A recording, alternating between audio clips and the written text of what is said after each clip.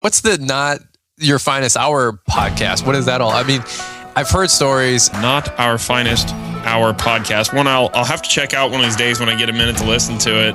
I've been told it's not for everyone. I don't know. It's just the general reviews I hear on it, but it has been getting really good reviews. And I've never personally listened to it, but I have heard it's not for everyone. I listened to the Not Our Finest Hour podcast. Just great podcast. I've really enjoyed that. I'm not endorsing anything. From what I said, from what Caleb told me, he said don't endorse anything unless you listen to it first. I do once in a while listen in, and it's a lot of fun. But I do got to be careful. It is not for everyone. Caleb Allman is always dropping notes that it's one of the most value-added shows out there. Of course, through all the Not Our Finest Hour, you guys poking fun at so much different stuff is absolutely killer. I don't feel any oppression tonight. In fact, I feel very free. The Not Our Finest Hour podcast. Thanks for being here. Welcome to the beginning of the concentrated hour and a half podcast. It's past Chad's bedtime at 9:30. It is now 10 to 8. There's 1 hour and 40 minutes till Chad absolutely just face plants onto the desk and the podcast is over. Hitting close at the same time on my window. And that's it. That's good night for me. Because this landscaper needs his sleep. I never sleep. You never sleep. How many hours of sleep do you guys get tonight? 3. What do you aim for? 3? Are you kidding 3, me? 4 maybe. Wow. 7 days a week? Paisley plays soccer till midnight lots of days. And then I got to drive home from wherever we are. And I get up at 4. I get up at 4:15. How do you Holy survive? cow. Do you nap at all? No. I've been doing this since I was 17, man. 14. That's I've never done it differently. Is there another way? If there's another way, can someone teach it to me, please? Because There's absolutely another way. no, I go to haven't bed at learned 9, it. I'm up at 5, and then the gym. So what's I- that? yeah. I could That's never. 8 hours plus the gym. I would, and I'm not saying I don't mismanage my time or pretend there's 3 days in 1 day. So, like, I'm not saying but I would never have time for that schedule. I have to be at the yard like our trucks roll out of the yard right now. We have a truck leaving at 5:30. We have a truck leaving at 5:45. I have to be there when the trucks leave. And then we have a huge fill job going on. So I have to go meet the 8 dump trucks we have working there by 6:30. I have to be on that site. And then when I'm done that site, then today I had to go get the bin truck and go drop a bin because Cody slept in. And then I had to go back and then get another bin and then go downtown and pick up machines.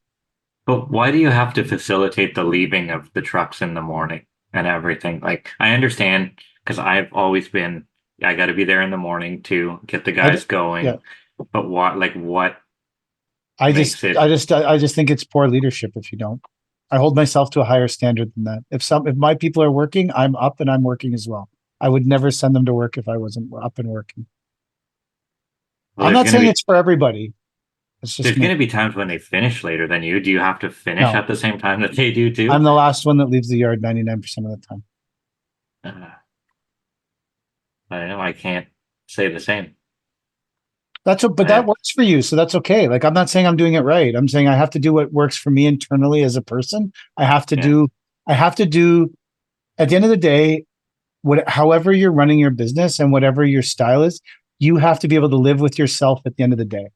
And if I wasn't one of either the first person in the yard and the last person to leave, I can't live with myself that way. So that's what I do because I can't live another way.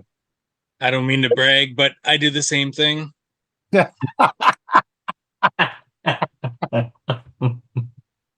I'm not saying it's right. And I greatly admire people that can go golfing all day and do other shit with their lives while their business is functioning in the background. I think it's an amazing trait to have. I just know I will never live that life. It will never be me. I will never be able to do that. So Even when if all the trucks are out hauling snow, and I obviously, like, this year there was not a lot of snow work, so I tried to put everyone to work as much as physically possible, which meant a lot of nights I didn't take my truck out because I would want other people to work before me as the owner. I still stayed awake the whole night. I never slept. Just to And then suffer with them. I start no, because I guess maybe mentally somewhere that's part of it, but it's also if there's a problem, if something happens, I want them to know I am always 100% prepared to deal with it. And that's helps me live with myself as a person. I'm not saying it's right, but So my guys went to a job last week that was 2 hours away. And I told the guys, there's 3 of you going up. Can you finish this job today? They said, yeah. It was our last day ever there. We've been there on and off for 3 years. So it's the last of the work. I said, can you guys handle this today? Yeah, no problem. Checked in with them at 1. They're like, oh, it's going to be a bit of a late day. Fine, whatever. I saw the truck roll in around 8 o'clock at night with the guys in it, all their stuff loaded up. Looked like a caravan, right? They had everything from the job because it was pack out from a job that was on and off for 3 years. Am I wrong to have been done work before them? no. When they finish off at 8? And Not like at I all. couldn't go up and help them. I asked them, do you have everything you need to do this job today? And they said, yeah, we can handle it. Like what's the PK solution? Is it you got to sit and work at the shop until they're done? Or are you going to? No, depending on, so if Paisley has soccer that night, then I leave the yard before them, but I'm always working. I'm always available. Yeah. And Okay. I wouldn't like, if they were out till, I guess I make sure that they all text me when they're leaving the yard if I'm not in the yard. But most nights I'm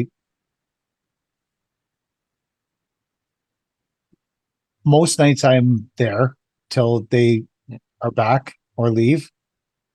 Yeah, I don't know. I wish I was more of a person who could, but even when I was running someone else's business, I was the same way. The whole thought of people being out there working and me not being out there working, it makes me feel terrible as a person about myself. And that's my own problem. That's not any testament. I mean, maybe in some respects it's poor leadership because people feel like I'm micromanaging but I just, as a person for myself, I can't, I mean, obviously I struggle with that already. That's why I still drive a bin truck every day and or drive a triaxle or whatever, or go and shovel and rake. And I incur meeting people all the time who are like amazed that I'm the owner of the business and I'm doing whatever I'm doing that day. And they're like, oh, well, why are you here doing this? I'm like, I don't know. This is what has to get done. Yeah. So I just do it. I mean, I have a lot of friends who go golfing 2 times a week, leave their businesses and leave their guys and go out golfing. And I wouldn't be able to enjoy it anyways, because I would just be guilt ridden about not doing something to move the business forward while they were doing something to move the business forward. What if you're making the business connection on the golf course? And I would agree with you that business. No, I agree with you. That's absolutely true. That I think I've probably missed, because I'm like today, I hauled a load of mulch down to Necropolis, dumped it, put the bin down. The guys put the mulch in. I got the bin ready. I put the S70 and the E20 in the bin, hooked the bin, and then drove the truck home. And I'm going to guess I probably missed some opportunity somewhere else where I could have been selling a job to do that, where I could have had a driver doing it. I don't think this is a great system, or I don't think it's a great system. I don't think it's the right system. I don't think it's the way that people should be. I'm saying it's the only way I can live with myself. Have you ever asked your employees if they feel like you micromanage them? Because it seems like from the outside looking in what you've discussed on this podcast, you have drivers that take care of the phone calls, the incoming calls. They're able to make a judgment call of whether or not to take on, a bin. So it seems like you don't micromanage, and yet you're still there whenever and if ever they need, as if you were a micromanager. Maybe I'm not micromanaging them. I just like to help them. I like them to get home earlier. Or like today, we got back to the yard and I needed to unload the bin and put the S70 in the barn and get the buggy out and put the buggy in the bin and then put the E20 back in the bin and then strap it down. But I sent them all home so they could have an early day and I did it myself. And they would have stayed and helped me for sure. But I would rather see them go home and I would rather do that myself. And I don't know why. I'm not saying there's an insane argument that that's not a good. There's a very sane argument that none of it is good. It's just, I just can't physically. When I was young, everyone accused me of being fat and lazy because obviously I'm overweight. So most of my youth was spent with people telling me I was very fat and very lazy and stupid. And so I think that I spend most of my time trying to convince myself and no one else. I don't think many people would think those things are true about me, although I am overweight. So I guess you could make the fat argument. I don't think I'm particularly stupid and I don't think I'm lazy, but I spend 99% of my time trying to convince myself that I'm not stupid, fat, and lazy. And that's why I get up earlier than everyone else and I work more hours than everyone else and I work later than everyone else. And I often still working at midnight doing stuff. But that's my own problem. It's got nothing to do with anybody else. Like, so this occurred to me, this happened to me last week. This is a last week story. So last Friday night, my left eye started bothering me. It was itchy. It was bothering me. I couldn't see out of it. It was blurry. And by Saturday night, it was really bad. Like my eye was just fucked. And then, Sunday it was worse. And then Monday, Kelly got me some drops and I was putting some drops in it, some antibiotic drops. And that was making it even insanely worse. And then I was driving down to the necropolis through Toronto and I was like blinded and I couldn't really see and my vision was blurry. And I realistically definitely should be, probably going to see some kind of doctor by this point. This has been going on. Like I'm slowly going blind over the last 3 days. And so when I arrived at the site, I fell out of the truck and I stumbled over to the tool trailer and I said, Kyle, get me the eye wash bottle out of the tool trailer. So he opens up the tool trailer, gets the eye wash bottle, and the eye wash bottle has no saline in it because it's all evaporated. So I say, Kyle, get me a bottle of water. So he gets me a freezing cold bottle of water. And then I'm standing there trying to pour the bottle of water into the eye wash bottle so I can wash my eye out. And it occurred to me halfway through, I was like, Kyle, you should probably be doing this because I can't see anything. I can't get the water into the eye wash bottle. And so then we got that and I started washing my eye out. And so then for the rest of the day, well, for the 2 or 3 days, I drove around with an emergency eye wash bottle in my truck, hydrating and flushing out my eye every 45 minutes. And I was like, what am I doing here? But I was like, I don't have time to go to the doctor. And this is what entrepreneurship is. My new normal for that week, and my eye suddenly, as fast as this eye problem came on, it cleared up on Saturday morning and went away. So I don't know what the fuck was wrong with my eye, but it was really awful for a week. But for a week, the new normal for me was to drive around with an emergency eye wash bottle. And I'm driving up the DVP and I got my head cranked up and I'm flushing my eye while I'm driving. And I'm like, this is me. This is who I am. And people are like, you should go to the doctor. And I'm like, I totally should go to the doctor. But between working and obsessively convincing myself I'm not lazy and stupid and soccer with my daughter, I don't have time to go to the doctor. So I'll just flush my eye every 45 minutes with this emergency eye wash bottle because that's normal. That's what normal people do. Would you guys do that or would you have gone to the doctor? I wouldn't have gone to the doctor. Well, I've been saying that. Yeah, go ahead, Chad. The Canadian healthcare system depends on you not going to the doctor. Yeah. Because it's going to take months for you to get an appointment anyway. So that's true. You're best that you had that emergency eye wash station. Are you guys up on your tetanus shots? No. I have no idea. No, I've been saying for the past 5 years, I'm going to go get my tetanus shot because I haven't had it in 20 years. Don't cast yourself on something rusty. Yeah. Do you- Plan is just to not get cut. But do you think as an entrepreneur or as a business owner, you've just accepted a bunch of really weird things in your life that are now the new normal that no regular person would ever accept? I'm sure I have. Like, Yeah, Like, because the when I normal tell you person that- would just I take spent- time off work and go. do you think when I tell you guys that story of like, hey, I drove around with an eye wash bottle and flushed my eye out every 45 minutes so I could not stop working. Both of you probably didn't even think the story was weird. Yeah, that was It's it makes funny. sense. It's funny, but you're like, yeah, I get it. That's what you got to do. That's what we have to do. But if you work at the bank, I don't think you head to the bank with an eye wash station and flush your eye every 45 minutes. No, they send you home. Your boss would send you home. Yeah. Right? Yeah. They'd be like, you need to go to the hospital. And you'd probably go. Yeah. I waited that bitch out. Took 7 days. I was like, if I wait this out long enough, I'm either going to go completely blind or my eye's going to be fine. And Saturday morning, I was absolved. I was right. My eye was fine. But then I started thinking, like, how many other ridiculous shit have I accepted in my life that I just accept as normal? Like paying hundreds of thousands of dollars in useless shit. Like how many this week we spent $300 on tape measures. Mm. And this is something that happens twice a year, 3 times a year, maybe. Right? Like there's no one who is not a business owner that buys $300 worth of tape measures at a time.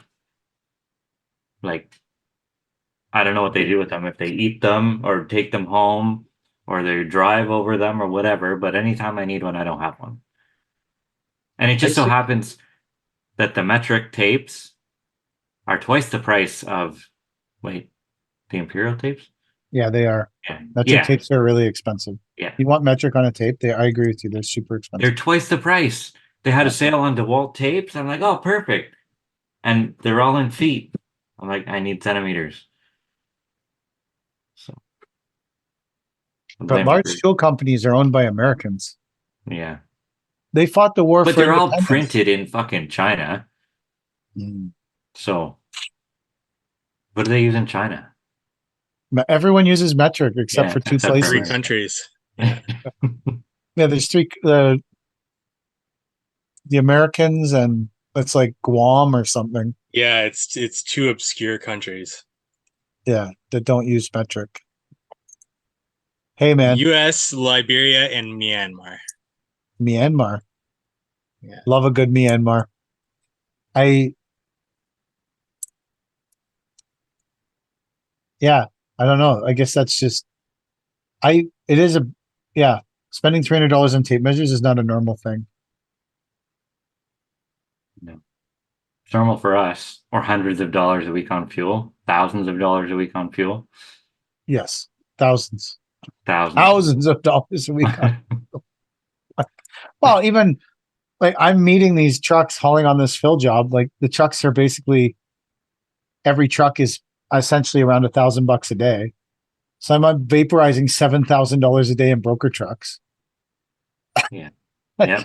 At the end of the week, my broker truck bill is like 40 grand. Like, Yep. That's just how it goes.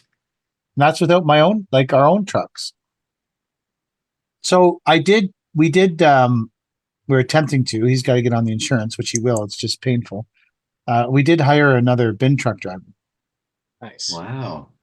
So, and that bin truck driver is going to be, I doing a deep analysis of, a really deep analysis, whatever, of our business. And I think that our crews, our field staff suffer because they don't have as good access to our trucks and bins and stuff as our clients and customers do. They get shuffled off to the back all the time because they can't get really mad at me. So we hired the new driver with the intention of him, because there's 3 bin trucks. So we hired the new driver with the intention of him focusing at least 75% of his energy on properly servicing our own crews and on our own projects. I like that. Um, Yeah. which I I need think one of those guys. it's going to make a big difference. And then Mhm. Cody will keep doing her thing, as Mike pointed out, independently. Independently managing herself, and then I'll be around if something happens. I'll be around with the third bin truck if there's an emergency, and the new guy Ross will also be able to help out when he's not working with the crews, but the crews will be his priority. And we have also oftentimes we have satellite jobs going on. Like right now we have right now we have the job in Toronto. We have a job in Port Hope or Coburg that we started today, and we have a job in Mississauga still going. So but I really need to spend more time on those 3 projects. So I think having another driver around is a good idea. It'll free up some more of my time. Maybe I'll go golfing. Probably not, but maybe. Never know. But I think it's going to make a big difference for us to have this extra driver that will be able to service the crews better. Yeah. I said when my father-in-law retires, I'm going to put him in an F-750 or something like that and send him around delivering materials and bringing this to the guys. Because now I do it, and I don't really have time for it, or one of the other operators does it. He doesn't have time for it. So there's like that void in the company of just like a runner. Yeah. Who can So get shit around. one of the big companies that we deal with on a regular basis, they have a yard guy. That's what he does. That's it. A yard guy. That's his job. His job is to manage the yard. It's a big company. It's a huge company. I mean, as landscape companies go, it's a fair size. But his job is to manage the yard, and then he also the site supervisors can book his time to. He has a F550, and they can book his time to deliver that 3 yards of HPB, or pick up the wood you need, or I need 1 skid of pavers, or I need 3 trees and a shrub, or I need 5 yards. He just, because the bulk of their materials are getting delivered, but you always have that at the end where you're closing jobs down, and I've watched that model for 2 years now pretty steadily. And I think it's really smart, that his salary is subdivided amongst all the crews. And I feel like that's what, he also manages their yard. So their yard is clean and organized. And if you need something, you call him, he can say, this is where it is. This is what I need you to do. This is where to go. Like, it's just, it creates a really ease and great flow to, when you deal with their company. He's also, if you call him, he's very aware of everything that's going on everywhere, because he's kind of in the middle of all of it. Right. But his assigned place daily is the yard.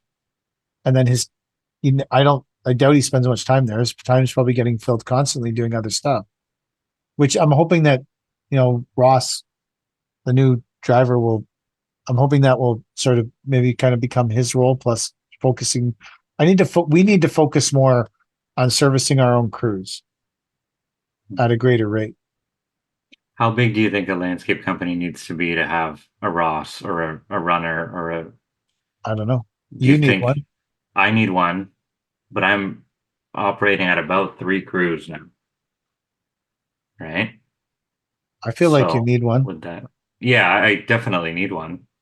And it's nice when that guy has the flexibility to maybe, if it's slow or something, he doesn't have to put in a full day, or he can do other shit like maintain the yard, which looks like hell, or grease something or oil something, or pick up other stuff, right? Like, I definitely could benefit from. Tomorrow, we're starting another job in Peterborough, and we're going back to Canoe Museum to do some extra work directly for the museum.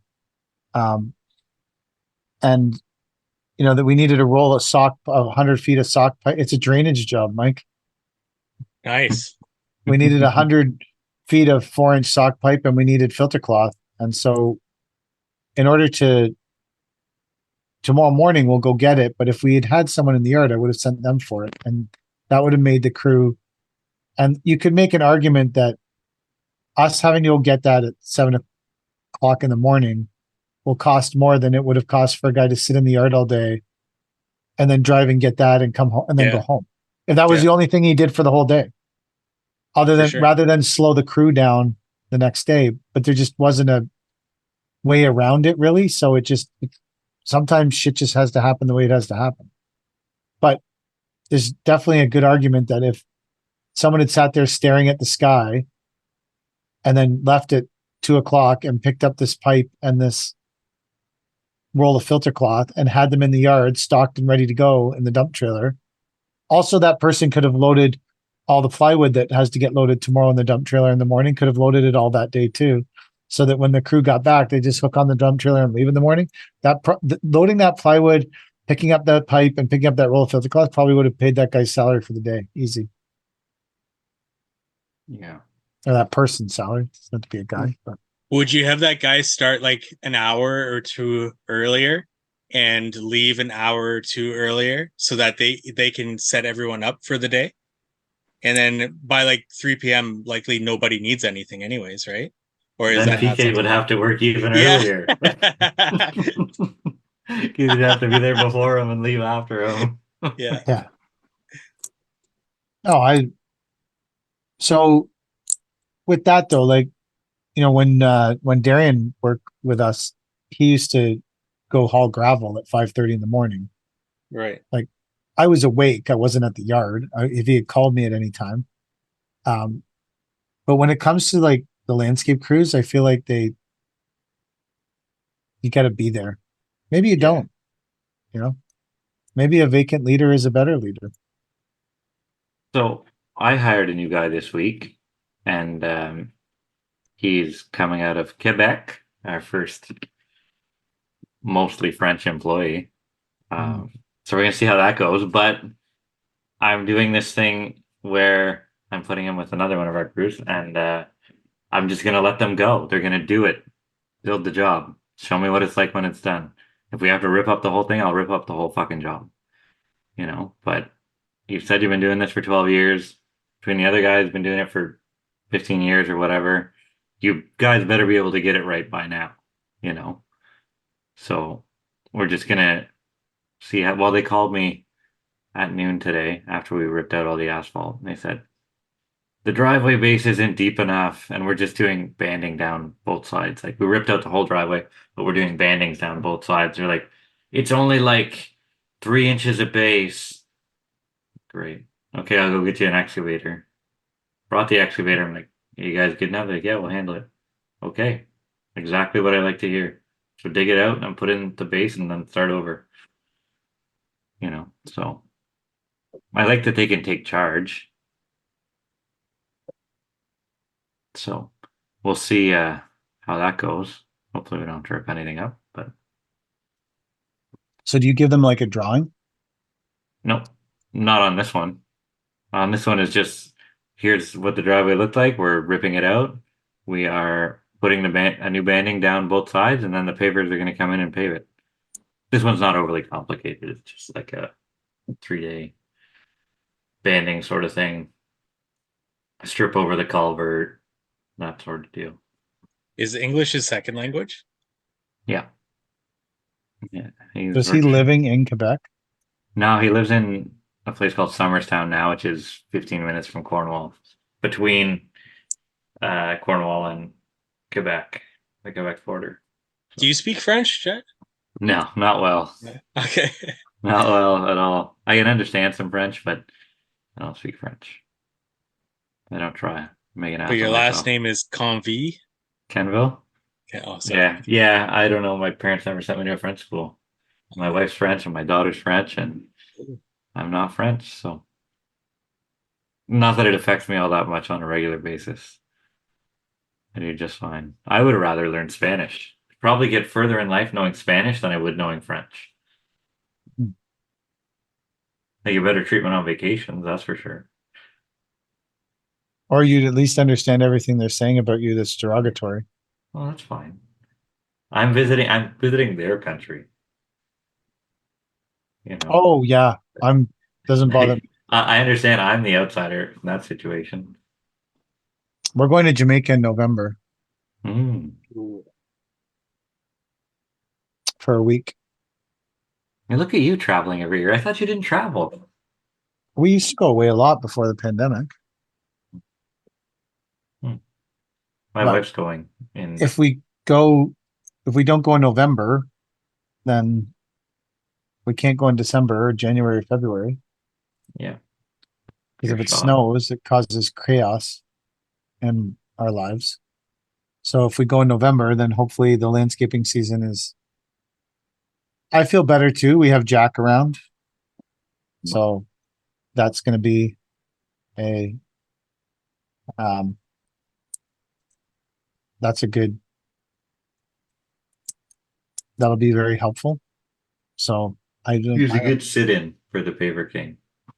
well, I mean, but now when you go away, are you really going like, when we went away last November, I just left my phone on and everyone Yeah. just called me like they normally do. I responded to my 250 text messages a day and I think I only had 64 phone calls today. So that was good. On the job that we're on right now, we pulled up the driveway and I called the paver because the client's like, "Have you been in touch with the paver?" I said, "Oh yeah, I've been in touch with the paver. He's ready as soon as we're done." And after that conversation, I got on the phone with the paver. I'm like, "Hey, I'm just reaching out. Like we're gonna be done this one by like Friday. Are you good to come in soon after that?" He's like, "I'm in Alaska right now, but I'll be back next week." And yeah, sure, we can get that going right away. So you're in Alaska. He's like, "Yeah." Why would you go to Alaska in the winter? You can't go to Alaska in the winter. So Mm. he's taking his vacation now. Is he on like one of those Alaskan cruises? I don't know. That appeals to me. Yeah, me too, but I never take vacations during the summer, so I don't think I could ever go. But I'm not a cruise guy, really. We'll see. I've never been on a cruise. I don't know how that would go. Same. I'm I don't think I would like it. You're not missing much. I'm not a huge boat guy. Oh, Chad, you went on a cruise last summer or Yeah, last I went on a winter. cruise. It was awful. Yeah. Well, no, it wasn't awful. Try it once, but it's not something I do. Do you think you garner Again. greater value from a resort or a cruise? Oh, a resort. Yeah, I want to park it and not be told what to do. And when I get off and on the ship and line up for this and eat this, and my favorite vacation was Panama. It's boiling hot. The water is like a bath. You just look out into the ocean and see the ships go by with mountains all around you, and you have a beer or two or three, and you just float. And it is awesome. Incredible. So why wouldn't you go back there? I would. I absolutely would. Or Costa Rica is nice too. We've always had our best vacations in Jamaica. That's why we're going back there. Really? Well, and Kelly's sister and her husband are going. I put the dump truck up for sale. Ooh. Any interest? So the ad had been viewed 400 times. Hmm. And I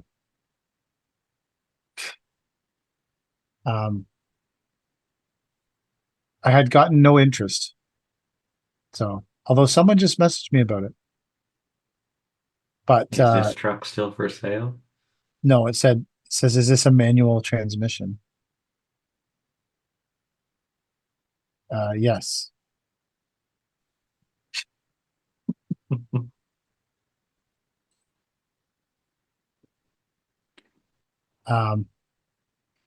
So the ad had been viewed like 400 times and it got no interest.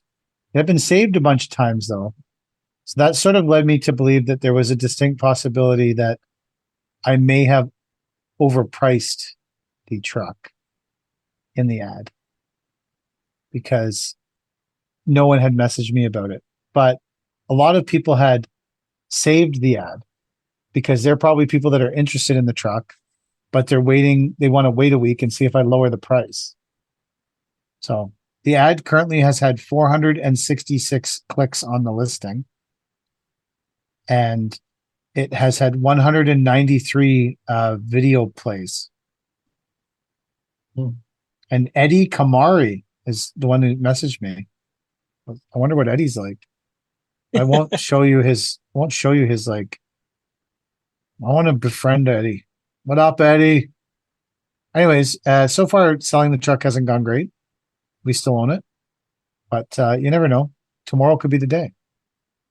It could be gone tomorrow. Although the new truck did spend all day yesterday in the shop. So that was great. Of course it did. What's wrong with it already? The engine light came on and it needed an alignment badly from the factory. Ooh. So Christy took it in to get it aligned before it shredded $3,000 of the tires off the front. And then they scanned it and it was giving some fuel injector codes, which they put some kind of additive in it and gave Christy some big rigmarole about what was going on with it. And then they asked Christy for an email for the invoice. Christy's like, what the fuck are you talking about? This truck's 5 days old. I'm not paying any invoices. Go fuck yourself. So Kenworth and Bowmanville got a full dose of what Christy's like. So, rightfully so. My God. Good. 5 days old. And you want to invoice? She got into some kind of brawl with the guy loading asphalt regrind today. Uh-oh. I guess he hit the truck once, and she got it, and then he fucking smucked the side of Tony's truck, and then Christy screamed at him, and then and then they had some kind of verbal exchange, and then when they came back, the guy loaded her truck heavy to the passenger side so that all the weight was on the passenger side, trying to flip the truck when it dumps. So she asked him to push the gravel over. He started yelling at her. She started yelling at him. He told her to shovel it and drove away. So she dumped it in the middle of Krupe's yard and left. Then called their office and told them to go fuck themselves. I guess we're not picking up regrind there anymore. Wow. Whenever an operator hits the side of a truck, what's the recourse? There is no recourse. Nothing? What are you going to do? Your brand new truck? Well, fuck. Like, what are you going to do? Like, charge it? Nothing happened. That no one gives a fuck about dump trucks. No one cares. About your $300,000 investment. They don't give no a one shit. gives a shit. No So one gives you a can fuck. make Some guy, like, the most dangerous thing with a triaxle dump truck is a wheeled skid steer. If you have a track skid steer, because the tracks dive so sharply, you can't really get into anything on the side of the truck. With this, like, if you're dumping up in the box on a track skid steer, because the tracks cut down so low. But if you have a wheeled skid steer, the wheels stick out past the frame of the skid steer 6-8 inches, and they're high. So like last year, some guy crushed the hydraulic tank on our truck. On the International, because the wheel got into the truck. But people, like, when it happens, people just don't do anything about it, and no one ever pays for it, and it just is what it is. Like, it's just, people don't give a fuck about dump trucks. It's the same with the bins. People beat the shit out of the fucking bins. Well, they're like $8,000 each. Yikes. It's just the way, it's just the business. And they mean so much to you. Like, like. Yes. And other people just treat them like dirt.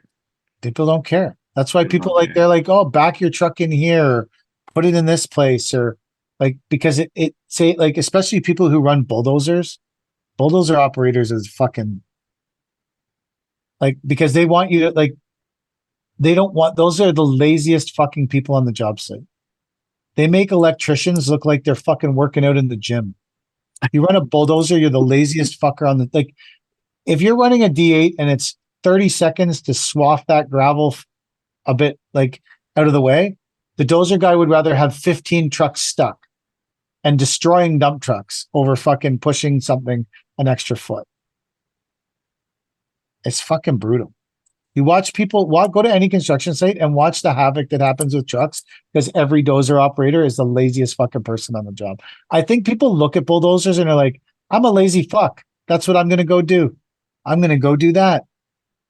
It's way too much effort to run a fucking excavator.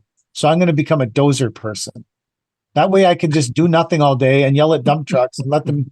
There was a video I saw online where this dozer guy was refusing to push the trucks, and there was 4 trucks flipped over on the job because the guys show up and they need to get the load off, and so they hope for the best. Meanwhile, this dozer guy won't push the stuff like it's fucked. They'll never fix the road. They'll fucking like it's just.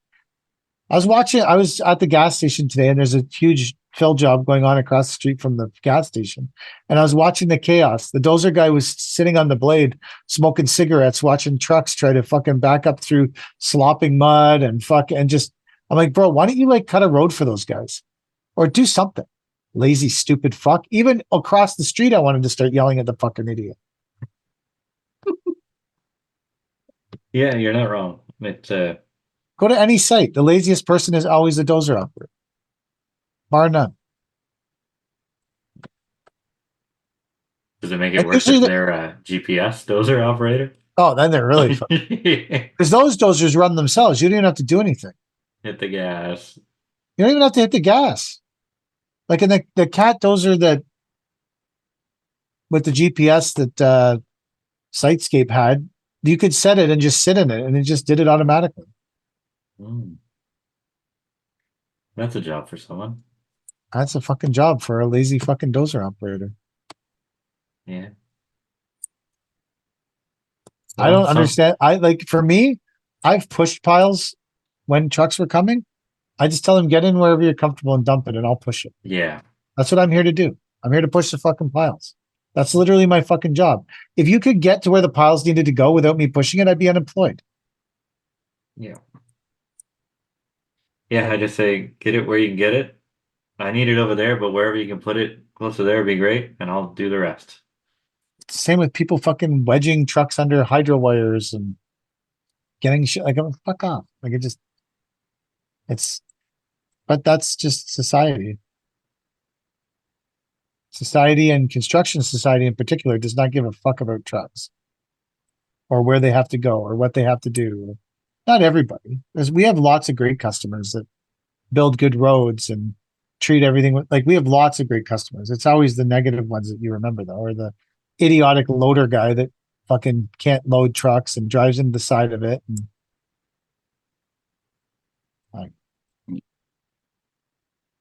but we have lots of great, like we had a customer right before the big storm. They actually put like a plastic tarp in the bin to protect the soil from getting overloaded. To protect the soil from getting overweight. Because all the water ran off the plastic out the back of the bin. Wow. I know. That's respectful. That's all right, yeah. That's fucking great. And the foreman on the site sent me pictures saying, hey, was this okay? Will this help you?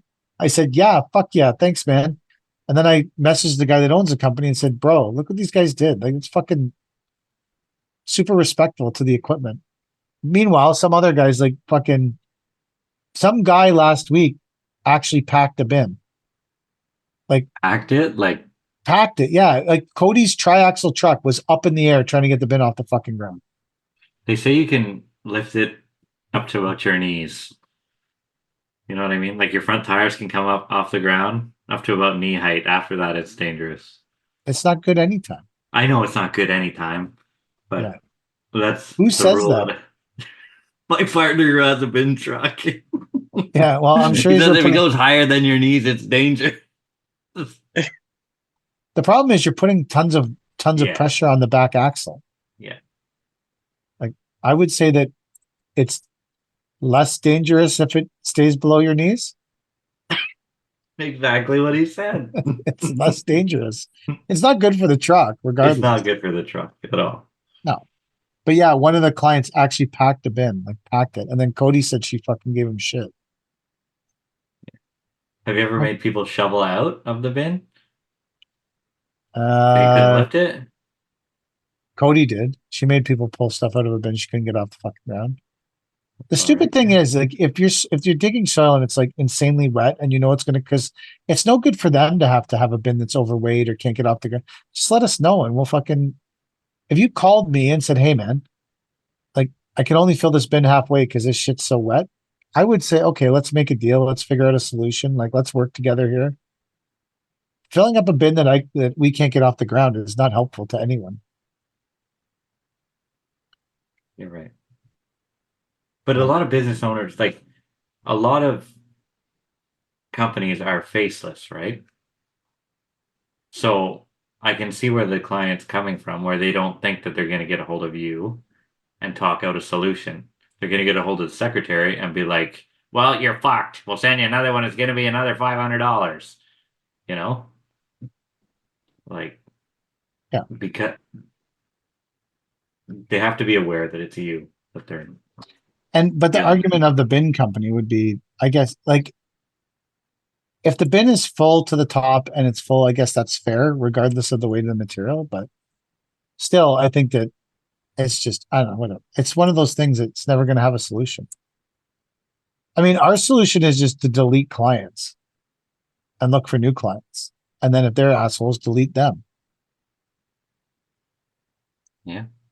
How many strikes do you get before you're off the island? I don't know. I don't really have that. I guess it would. Yeah, I guess it would. I don't know. If you pack another bin, you're off the fucking island. So 2? Maybe. 2 strikes, I you're guess out. it depends what mood I'm in. I don't know. I would say that, like, of our current clientele, that all of them are responsible and good people. Most of our irresponsible people who are the most irresponsible bin people that fill bins you can possibly encounter has anything to do with foundations. If you dig foundations or dig for basement entrances or any of that kind of shit, those are far and away the most irresponsible people with bins. There's always cement in them or fucking bullshit, or they're too heavy to get off the ground. They are the worst of everybody. Garbage, coffee cups.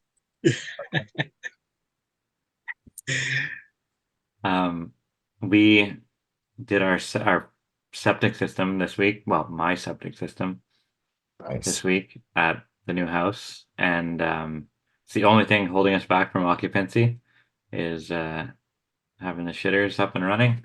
We got the septic sand last week. Put the septic system in yesterday. We spent $1,000 on septic stone to do it, which we had to truck in from an hour away because our regular guys didn't have any. They've had it for 5 years. They didn't have any that day. So septic stone. Septic stone. It's what is literally that? 1 inch clear, but it's labeled as septic stone. So you can't use 3/4 clear. You have to use this special septic stone. It's stamped and all this shit. Yeah, it's a fucking money grab. We had 20 tons. It was $900. So no, 20 or 40 tons. Probably 35 tons or whatever. Somewhere in that range. Anyway, $900 for this stuff. Plus, we had to get it back to our yard. So, we put it all in. As far as I know, all's good. The septic guy came today and he goes, I want to get that sand tested. I don't like the look of it. And I'm thinking, there's $15,000 in sand here. Like, could you not have said you don't like the look of it 2 days ago? Before we dug it all up and put $1,000 worth of septic stone and pipe in it? Like, we're done here. This is the tail end of things. Like, the next fucking step here is taking a turd and pushing it through the pipe. Like, it's done, man. So they call for septic inspection today, and they have this guy run out with the shovel and scoop a bit of my sand and puts it in a plastic bag and takes it back to the testing site. And they said, by the end of the day, we'll let you know if your sand's good. Well, fuck. I needed to know a week ago. What sand is this? You need septic sand, right? Yeah, some guy was doing a septic job last year, and we had to go to some godforsaken quarry, me and Christy, in the middle of fucking nowhere and get sand. Wow. Yeah. It's special. It had to be some specific granular grade of sand. Yeah. And like the guy who came and ordered the test, he was picking it up and he was smelling it. I'm like, what are you doing? He's like, sometimes you can just tell. I'm like, what are you smelling for? He's like, sometimes it smells like oil and stuff. We want to make sure there's no contaminants in it. I'm like, if it's not contaminated now, it's sure as shit gonna be contaminated in a week whenever I dump all over this thing. Like, like, Is there not a holding tank? yeah, there is a holding tank, right? So the field bed only takes the gray water, right? So it pushes all the gray water out and waters the field bed, I guess, right? It just disperses back naturally. But I'm like, at what point Where did the septic sand come from? from the guy who just gave us $400,000 of retaining wall work? So imagine what conversation I would have had to have if that sand was no good and had to come out. Yeah. Yikes. You know, like, thanks for the $15,000 in sand. I can't use it. You gotta take it away again. By the way, are we still gonna do those $400,000 worth of walls? Like, way to fucking almost step Why in was it $15,000 worth of sand? The bed is about 70 feet long by 40 feet wide and 6 feet deep. Wow. That's a traditional septic bed. No idea. Yeah. Well, I guess around here we deal with them quite a bit. Actually, if this goes well, which it almost went sideways, but if the sand passed at the end of the day, we're good. If the septic passes, I'm gonna go get licensed because that's a wicked easy way to make $8,000 to $10,000. Did you guys install the septic? Like, did you guys do the excavation and Yeah. have somebody Yeah. come in and do the rest? No, we did it from ground up. Oh. We dug the hole, we scarified the bottom. Scarified. Yeah, you got to scarify it Nice. so that the liquids can be accepted into the native soil more easily. We brought all this. We didn't truck the sand in, but we spread the sand, and we put in the tank. We ran the lines. We put the septic stone, put the pipe in. The whole thing. We did the whole thing, Nice. and it's not rocket science by any means. So, if it went well, I'm gonna go get licensed, and we're gonna say we do this because why not? We do everything else. Why not? Why not septics? Just another excuse to have more equipment. Well, the easiest way to break into the market would be to give a cash rebate. Yeah. Yeah, cash rebate on your septic system. Do a nice little cash rebate.